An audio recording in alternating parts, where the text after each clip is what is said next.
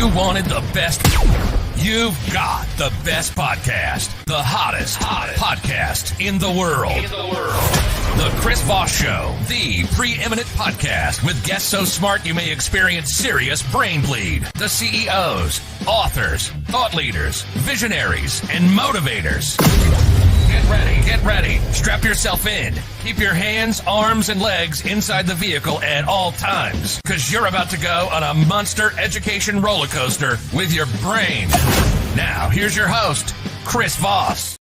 Hi, folks. It's Voss here from thechrisvossshow.com. There you go, ladies and gentlemen. When the Bugs Bunny Iron Lady sings it, that's when you know it's official. Welcome to the big show. We certainly appreciate you guys being with us. As always, share the show with your family, friends, and relatives. We just pulled the numbers on the last 4 years of the Chris Voss Show since we changed the format with COVID. And we've exploded the show with an audience growth of over 1,405% over the last 4 years.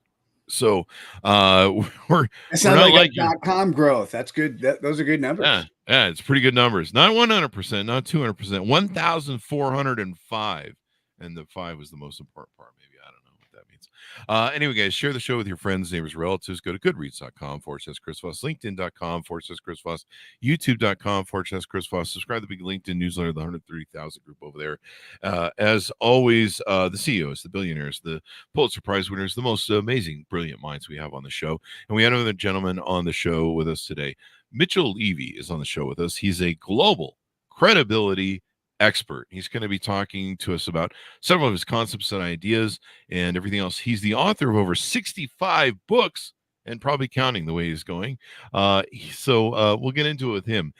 Mitchell is also a 2 times TEDx speaker, including the 28th most popular in 2021, international best-selling author, as we mentioned, 65 plus books, a certified stakeholder-centered coach, and an executive coach at Marshall Goldsmith's 100 coaches, not Goldman's. Screw that guy. Marshall Golds. I don't know if I know that guy. I don't know.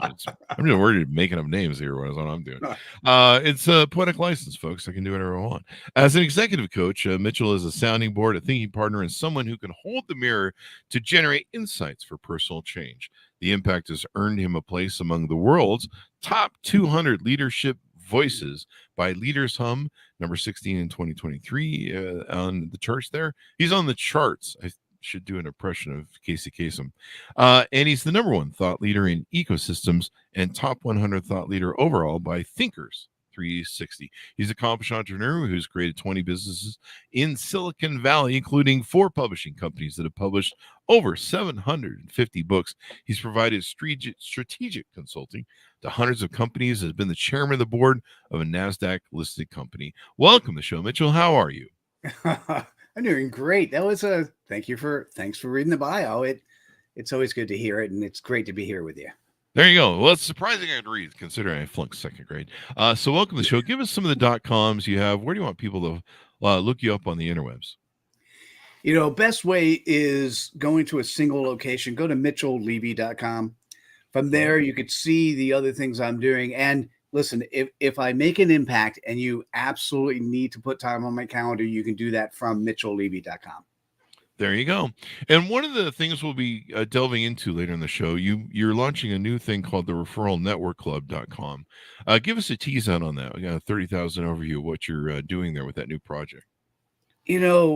For coaches, consultants, smaller companies where there's one primary or 1 or 2 primary rainmakers, most of their business comes from referrals. We need help practicing our pitches. We need help meeting other people. And so the Referral Network Club is a once a month opportunity to practice, get in front of others, and hopefully pick up 1 or 2 referral partners every month. Ah, there you go. Now, you said referral partners as opposed to referrals. Is there a specified difference there?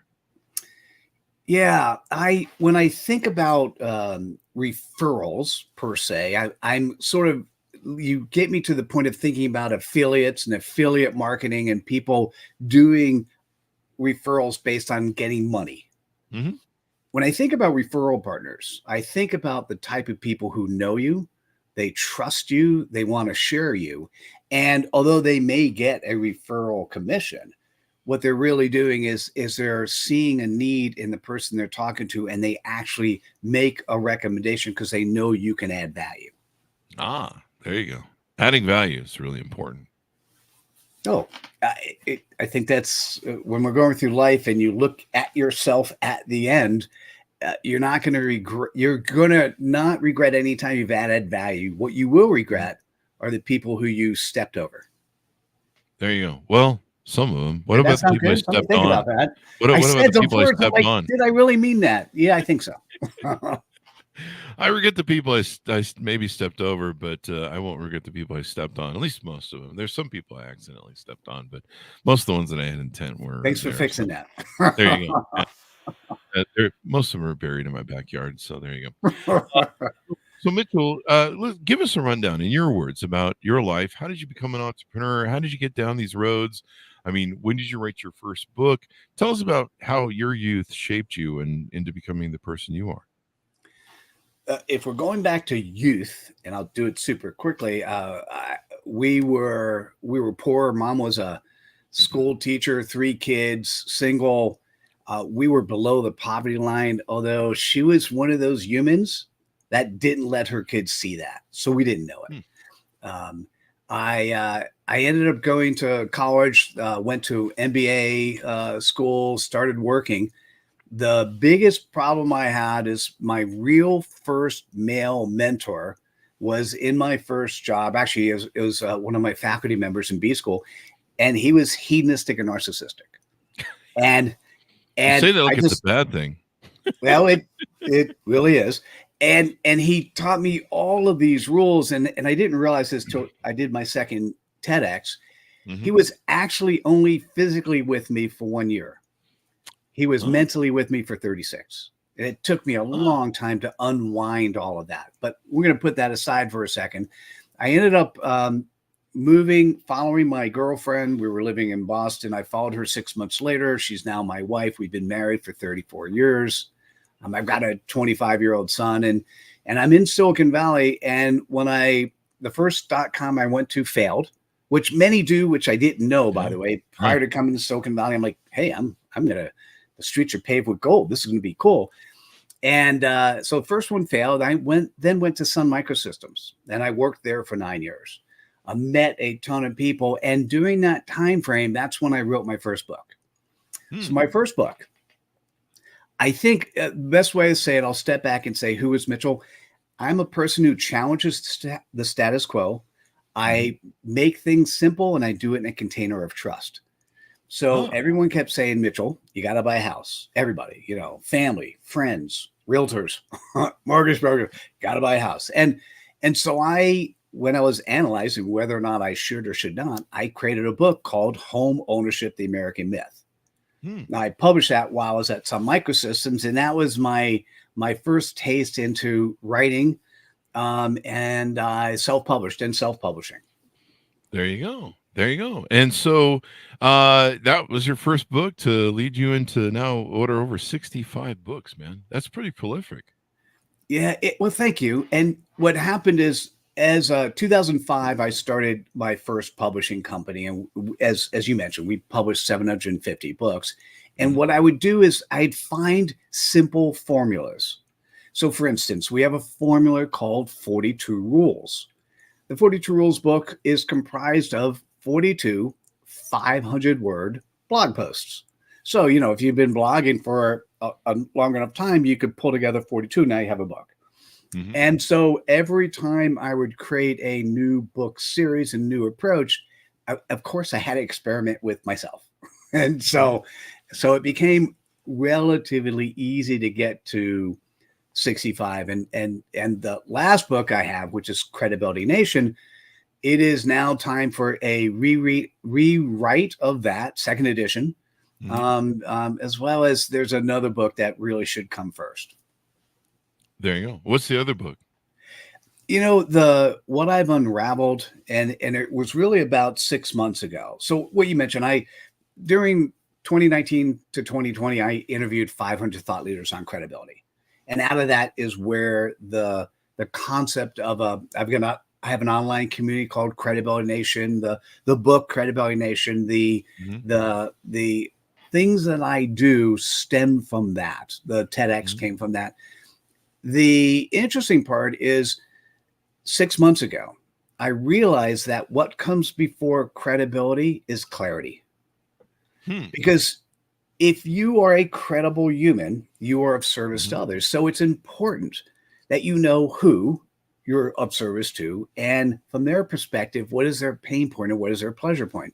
And so what happens is once you know that, that's your compass and everything changes. And so the book, although Credibility Nation dove a lot into that, it was my Napoleon Hill journey. I did 500 interviews. I learned a lot. And when I published it, I hadn't done enough practical experience with people. So as I've been deploying it for 3 years, I've just learned a lot. And so I would give it a different spin. So the next book, don't know the name, but we'll be focused on, let's get clarity first. And I could work with anyone and help them get clarity. I have a course that does that. I have a community, part of the referral network club. People get clarity. What comes next? And how would life be so much better for everyone if you could, in less than 10 words, articulate the playground you play in? There you go. So credibility starts with clarity. Let's lay some foundations of definitions. So what is credibility? Are we talking about leadership, or are we talking about just as a human being? I think you've referenced both. How do I know if I'm credible? If I'm credible, why is it important? God, that was about 5 questions. Yeah, I threw a bunch at you. Thank you. You swing at whatever you want. Well, let's start with the basic definition. The one that's in the dictionary is only 1/3 accurate. What's in the dictionary focuses only on the demonstration and quality of trust. What I found is that credibility is the quality in which you're trusted, known, and liked. And so if you pick up Credibility Nation or watch the TEDx, you'll see that there are 10 values of credibility. And what's interesting in today's world is do I trust you? Right? And there are 4 characteristics, 4 values of trust. And let's say you get to somebody's website, or you get to their LinkedIn profile, or you listen to the first 5 seconds of your podcast. Right? Do you trust that this is going to be fun, entertaining, educational? Well, we guarantee brain bleed on the show, and we never follow through on it. Well, I love, oh man, I just so love the brain bleed. So here's the thing is, I can guarantee any human, any company on the planet can articulate themselves in 10 words. That's the brain bleed, or less. So if you get to somebody's website, you're going to give it 5 seconds. Your LinkedIn profile, 5 seconds. Do you trust that this person can deliver on what they say?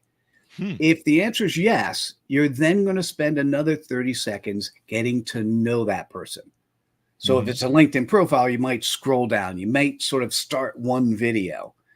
If you, as you're starting to get to know somebody, if you end up trusting them a little bit more and you like them, you then actually may say, hey, maybe I need to spend a couple more minutes.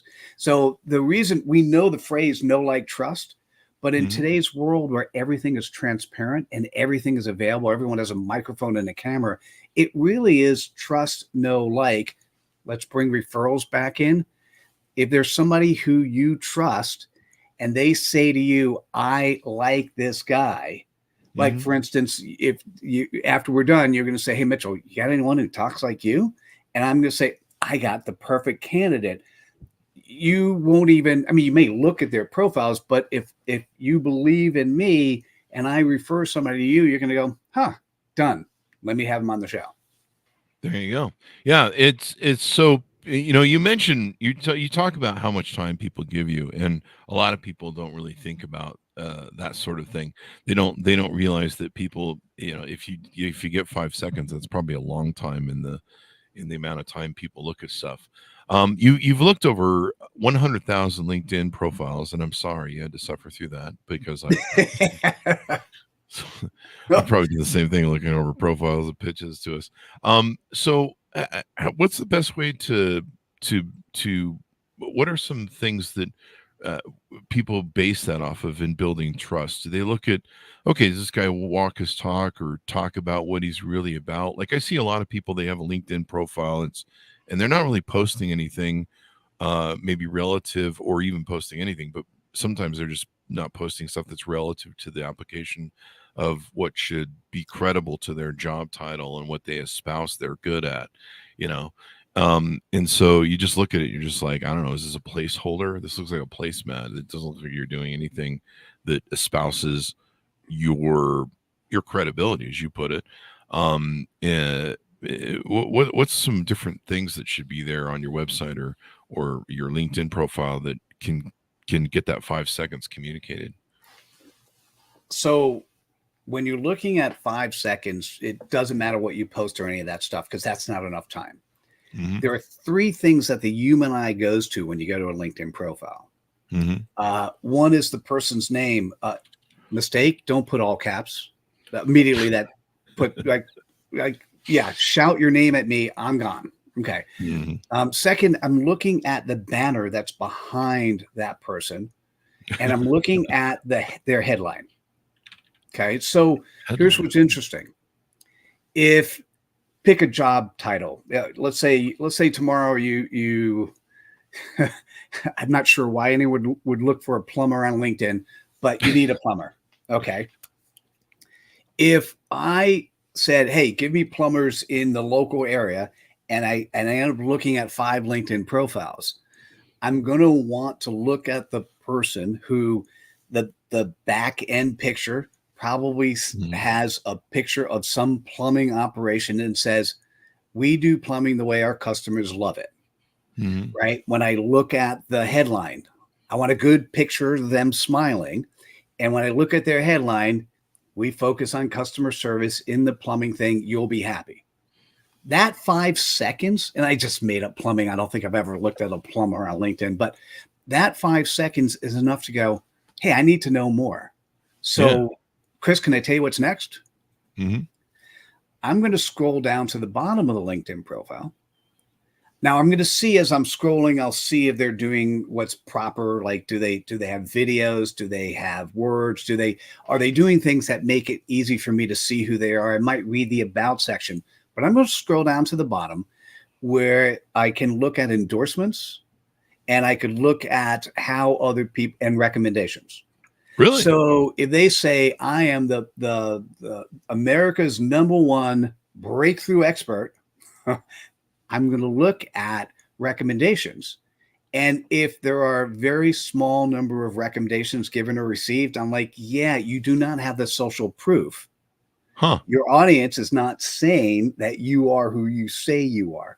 So I'm looking at the endorsements or things that say, if somebody is a project manager, I want the 2 endorsements that LinkedIn shows to say project management, big picture thinker, or strategic planner, project management. And I want those to be 99 plus. Mm-hmm. And so it's what I look at second is the social proof. And by the way, sometimes if they look like everyone else, I might actually read a couple of the recommendations, not just recommendations that they've received. Mm-hmm. But I'm going to read the recommendations they've given, because that'll give me a pattern onto how they think and what's important to them. Really? I'm going to have to delve into that some more. Now, one of the things about recommendations on LinkedIn is they really turn trashy, where it was like getting referrals where, people refer for a job and they list their family members, it became that sort of thing. And I've had people ask me for referrals or references on the LinkedIn thing. I'm like, I don't know who the fuck you are. You just wrote me, and I don't know, you're one of 30,000 people that I have on LinkedIn. Like I've never met you or heard from you, and you're hustling referrals from me that I work from you. And so it kind of became like a shit show there it's become like a shit show for the last 15 years or 2009, whenever LinkedIn started. So do you try and hone down through the junk and try and find actual real quality referrals? That's my question. So, you could sort of read through the shit, right? Yeah. You could read through the, You look at the give and receive, and they're the same name, right? And the content looks like it was written by ChatGPT, right? You can see through that. Yeah. You know, I Chris, let me tell you something that I often do. I've gotten those requests before, and I go, and my response is, "You're kidding? Like, I don't know you. How can I?" Or somebody who I don't know endorses me for something. I'm like, oh yeah, I've had yeah, that. you know, if you don't know me, how can you endorse me? So, but what I did do once, and this was so funny. Somebody who I wanted to know, asked me for a LinkedIn recommendation. Says, "Well, I don't give recommendations for people I don't know, but here's my calendar link, and if you want to book time, if we spend enough time and I get to like you, I'll give you a recommendation." I should do that. Time. I should do that. I should tell people that want a recommendation from me. I'm like, if you book an hour of consulting for, several $1,000s, I'll do that for you. Well, actually, as a trick, what's interesting is a lot of the people who are running programs and they get to a certain way in life, they're like, well, I'll be nice to my clients. Yeah. Right. So that is a way in. What might be interesting, I have to think about this a little bit more. I think it's a little bit rude to, although it is your humor, to actually go, hey, listen, you because you don't want to. What if you talk to the guy and they book you and you still don't like them? There's integrity even beneath that soul that you have. I wouldn't be on the show otherwise. There's a little bit of integrity, or a lot of integrity, that says I can't give a recommendation to somebody that doesn't deserve it. So that's why I wouldn't take that approach, because you don't know till you talk to them. There you go. It looks like they've really advanced the recommendations. It seems like I have a different memory of it than I when I'm reading here. I actually like my recommendations, but Nice. there are people that were. It looks like now you can turn them on or off, or if you don't like one. Because I would have people that would give me a recommendation, and then they would do the extortion thing. They do that with the podcast referrals sometimes too. In fact, there's kind of a cheat they do where they fill out the podcast referral or the recommendation or review, and they'll send me a picture of the box, and they're like, "Hey, I wrote a great review for your podcast. We write one for mine." I'm like, I've never been on your podcast. Like, why would I do that? And they haven't hit send. And it really pisses me off when people do that, because it's extortion, basically. And so I've had that with recommendations too. If you write me one, I'll write you one. I'm like, I don't know who the fuck you are. Here's what's interesting. So remember, credibility is the quality which you're trusted, known, and liked. If you want, let's say, a Chris Voss to introduce you, well, first of all, be nice to him and have the intent and commitment to do something good for him. You do enough good things, Chris is going to come back and say, I keep seeing you sharing my post. Tell me who you are and how I might be able to support you. But that's going to happen after you have shown that you have the right intent to help him. If your goal is for him to recommend you and you just say, give me your stuff, it's just not going to work, right? So this is truly what credibility is. Is doing the right thing because it's the right thing to do. And when it makes sense, you can ask for a favor, but I normally don't ask; they just happen. Although actually, what I often do, for instance, Chris, I could sit with any human on the planet. I could give them, I call it a CPOP, their customer point of possibilities. I will do that first, and when somebody can, for the first time in their lives, articulate who they are with clarity in less than 10 words, like their body is tingling. That's the right time that I might say, this seems like you're pretty excited. Would you mind giving me a video testimonial? Cool. I'm going to use that to pick up chicks.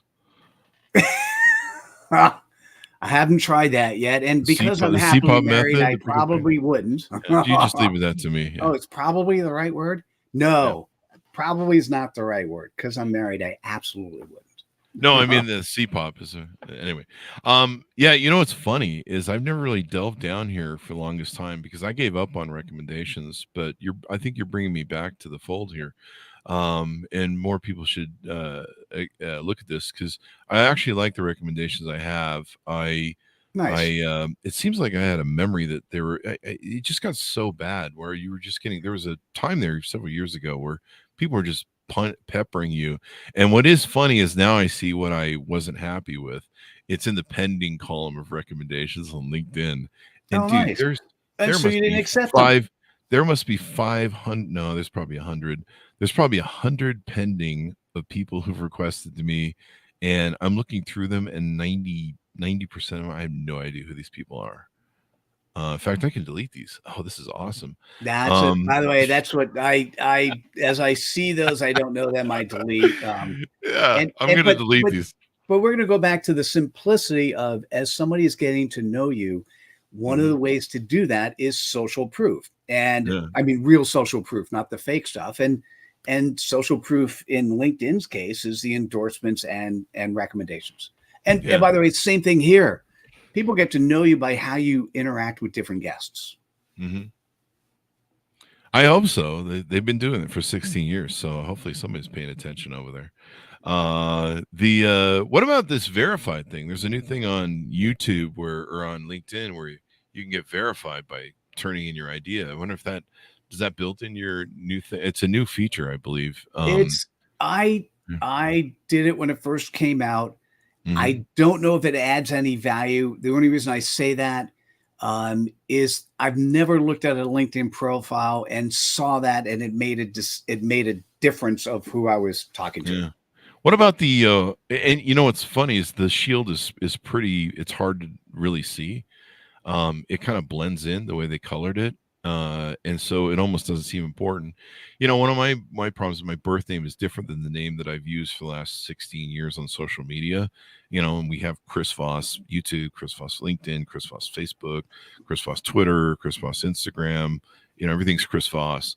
And so it's just that's how I built the brand, the Chris Voss Show. And so one of the problems with Facebook's and LinkedIn's policies is they want you to match what's on your driver's license, from my understanding. And I'm like, that's not going to work for me because we've built this brand this way, and it's not we're fooling anybody. I mean, my name's a bit longer than that, so that's kind of interesting. What about when you looked at LinkedIn profiles? Do you look at if they pay for their LinkedIn? They've got the big yellow. I pay for this. Does it? That's not something that is necessarily important for me. What I'm trying to size up when I look at somebody's LinkedIn profile is, are they a person of service to others, and who do they serve? Based on who they serve, who I might be able to recommend if I like them. And that literally is what I think about when I look at a profile. So many people, like, and particularly if they happen to be in an industry where LinkedIn is the predominant tool they should be using, and if they say, I don't have a LinkedIn profile, I've never liked it, that is one. What I'm going to say is there's a term I like using. I call it cred crud. Cred crud are the things that you do to hurt your credibility. So, for instance, if you're a publisher and you have spelling mistakes on your website, that's cred crud. If I look at your webpage and the copyright date is not the current date, that's cred crud. If you had a picture of yourself that was a decade or more older, or you have a picture of your dog, that's cred crud. Cred crud is like plaque on your teeth. When you go to the dentist and you have plaque, you're not guaranteed cavities, but the more plaque you have, the better chance of cavities. The more cred crud you have, the better chance that somebody does not think you're credible. There you go. Note to self, check the spelling on all my stuff. I'm really bad at that. Yeah. Well, you're not a publisher. Well, you are technically a publisher. I'm an author, so they're like, hey, you should did you write this way in your book, you idiot? The thing is, it's for some people, if that's who they are, particularly many people who are dyslexic, their world is so much different than others. If that's you, then are you ready? You're being authentic to yourself. So being credible is being authentic, right? And if that's authentically you should be you. You threw the F-bomb before I did, I wouldn't have. And if that's authentically you and what you do, then that's great. That's how you show up. There you go. You just have to tell everybody you're dyslexic and then spell it in a dyslexic format. So I'm not sure I can spell dyslexic right now, but okay. Yeah. I mean, that's a start. So, different ways you've given us on what credibility is. We've talked a little bit about CPOP and clarity.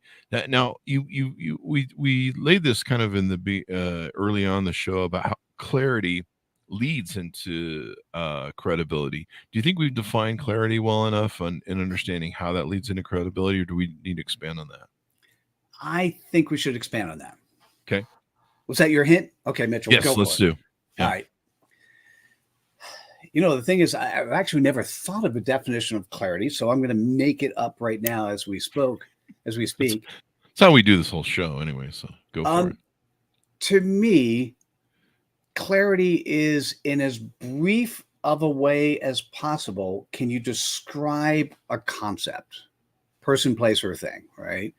So if when somebody, and the place that the clarity I focus on is regarding a person, and what I'm focused on in particular is when somebody says, "Who are you?" What do the tools we have today is they give a job title. That's not who you are. They give a 30-second elevator pitch. That's not who you are. In companies, they give value propositions, mission statements. You know, none of that is as elegant with clarity as it could be. So for me, if you're a credible human, or if you have a credible company, you are of service to others. So the definition of a CPOP. So CPOP is a representation of clarity. CPOP stands for customer point of possibilities. So if you're credible, you are service to others. So I'm going to say who are you a service to? Now, there are two elements of a CPOP. It's the who and the what. So who are you service to? Here's one mistake that we've been taught throughout our entire lives, that when we talk about who we are, we need to make it as broad as possible. I'm going to say the more narrow you could make who you are and how you focus, who you serve, the more intriguing, the people you serve, that audience, will find you. And there are going to be people who are close to that audience who's going to say, for instance, there are women I work with who serve as women. And their CPOPs are so, one of my favorite right now is successful women heavy with regret. And so a guy who's sitting with a bunch of regret has asked her more than once, different guys, "Hey, can you work with men?" Then she has a choice, but that she's not limiting herself by saying successful women. Okay, so first part is who.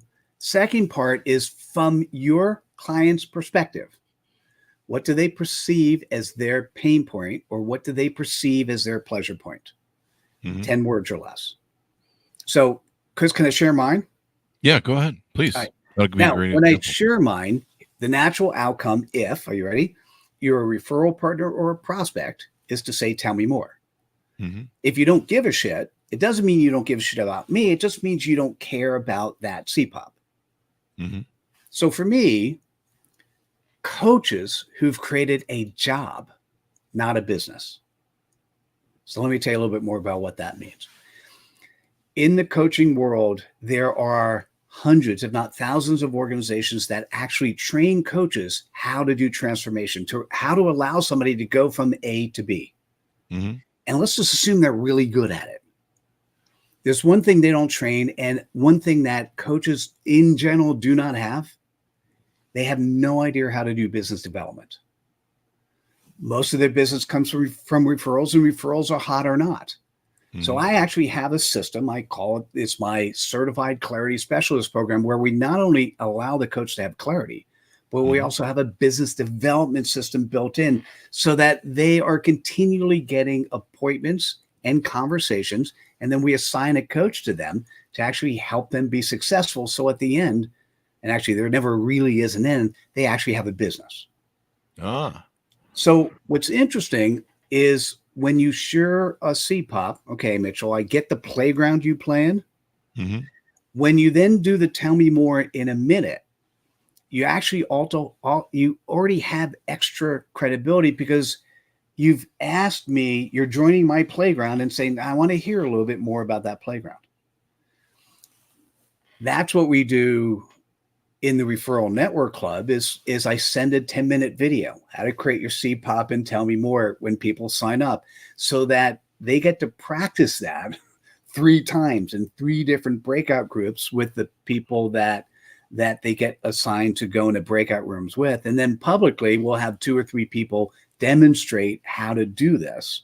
Mm-hmm. And so after an hour, you get to practice 3 times, you get to meet 6 other people, and you also get to see how other people are sharing themselves in a minute in a way that is compelling.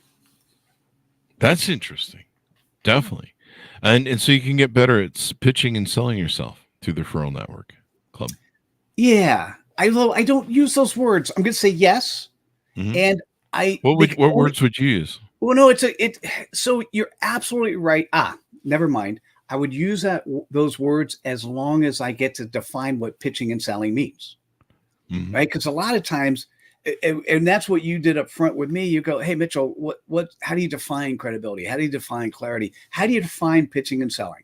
Mm-hmm. It's making those around you aware enough of who you are and how you serve that they then can make a decision of whether or not they want to refer you or buy from you. Interesting.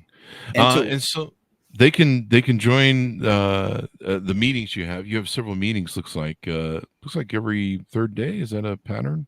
Every 3rd or 4th day? Well, not exactly that. So we do, as you mentioned, in our green room. Mitchell, you're all over the place, but I do a lot of things, but it really is all focused around this concept of clarity. And the referral network club is once a month.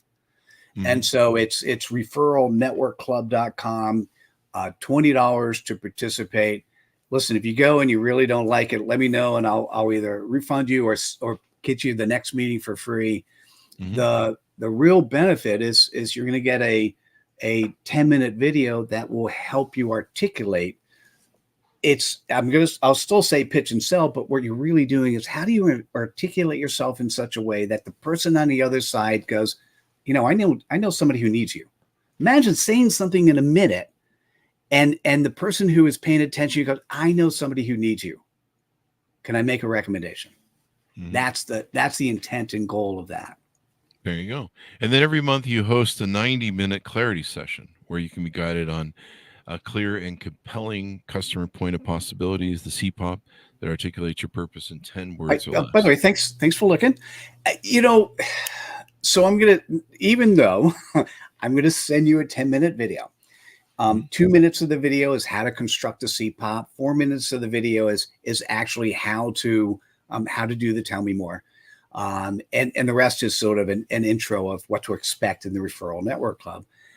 That's the 10-minute video I share. And it's the 2 and 4 minute segments are from the asynchronous course that thousands of people have taken to develop their CPOP. Now, I said that to establish a little bit of credibility, and then to say that I don't do this on purpose. I could tell you with 100% certainty that 98% of people won't get their CPOP right the first time. Yeah.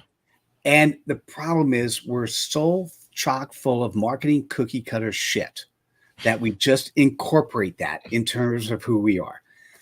So the 90-minute session, it's a group session, a number of people come, and my guarantee to each and every person who comes that you will have a CPOP that will make the back of your spine, the hair in the back of your spine stand up.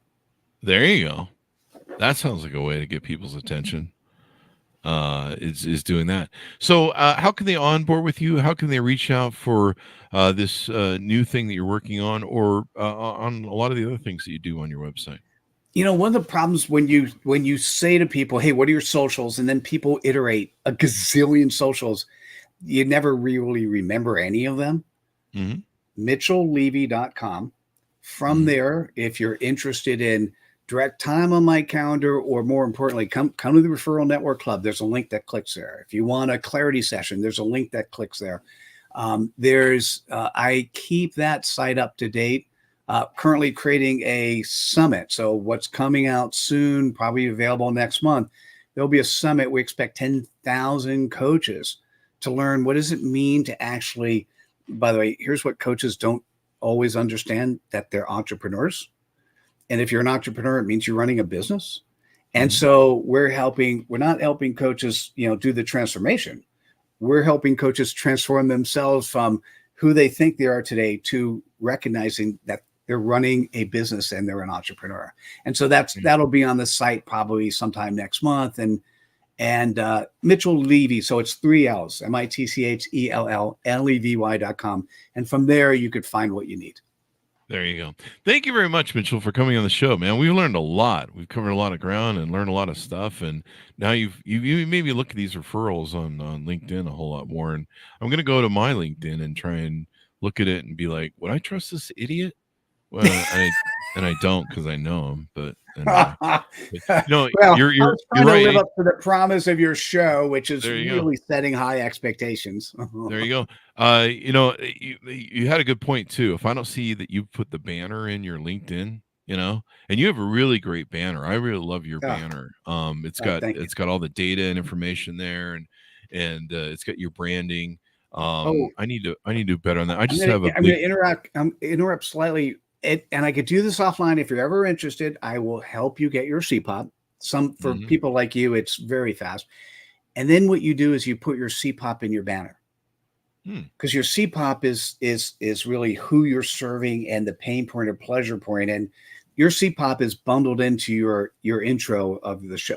It'll be easy for you to put your arms around that. And I'm happy to work with you on that. So I don't even know what my banner is. I think it's the Chris Voss Show logo, but we're changing that soon.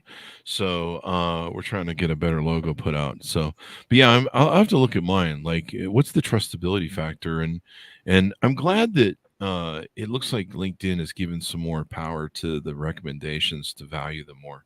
Because it did really become like I mean, it's seen. I'm sure you've seen it too. The same stuff we get on LinkedIn that you're just like, and I love LinkedIn. People if you're not on LinkedIn and you haven't mastered LinkedIn, you're an idiot.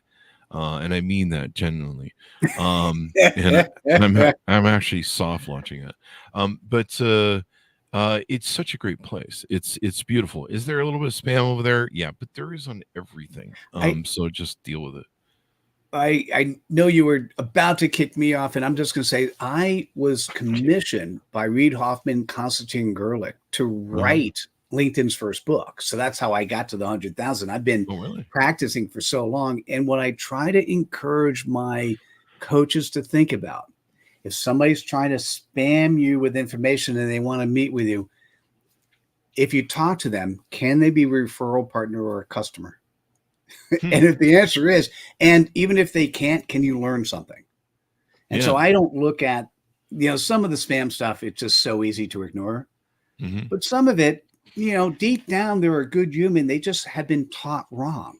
They've been taught dubiously. And maybe with a little bit of your coaching, if you're a coach, or a little bit with your guidance, hey, watch this episode on my show. It'll tell you exactly what you need to know. Right? Maybe a little bit of guidance, you'll change who they are, and their life will be better as a result. There you go. One other way that I check for credibility in my mind, because I'm an asshole, is I look at how many followers you have on LinkedIn. I don't know what you think of that, but that's what got one of the things that got you in the show. I think you had 32,000 connections. If I go to your thing on LinkedIn, I only see you have like 100 connections or 500 connections or something. I'm just like, dude, I don't think I think of the same way. So for instance, there's somebody I know, her audience is on Facebook. So she has a LinkedIn profile with one. And, and I'm sort of coaching her, hey, listen, sorry, one doesn't work, because even though your general audience is on Facebook, you're talking to me, I'm on LinkedIn, you need to fix that. Right. Yeah. But if somebody claims to be a LinkedIn expert, and then they have 350, followers on LinkedIn, you could run as fast as you can, because that's really okay. It's funny, but I'll look and see how privy. People like us, we're pretty successful across all social media. TikTok is the one exception where at first I wasn't into dancing and singing. We're still trying to master it. I think we finally come up with a formula for it, but even then, the real question is the target audience is really there. YouTube is another place. I mean, we're not really the target audience for 10 to 15-year-olds on YouTube, but Twitter, social media, all those other places, we did really well until one day I friended so many people on Twitter. Oopsie. But yeah, it's just one of those things where you're like, you're either successful or you're not, or it looks at it, and some of those different benchmarks that we use for testing. So thanks, Mitchell, for coming on the show. We really appreciate it, man. Oh, my pleasure. Thanks for having me. This was a ton of fun. So there you go. Lots of information Hope to you learn enjoy. from. Thank you very much. Thanks so much for tuning in. Go to goodreads.com/Chris Voss, LinkedIn.com/Chris Voss, YouTube, Chris Voss, and Chris Voss1 on the TikTok. Thanks for tuning in. Be good to each other. Stay safe. And we'll see you guys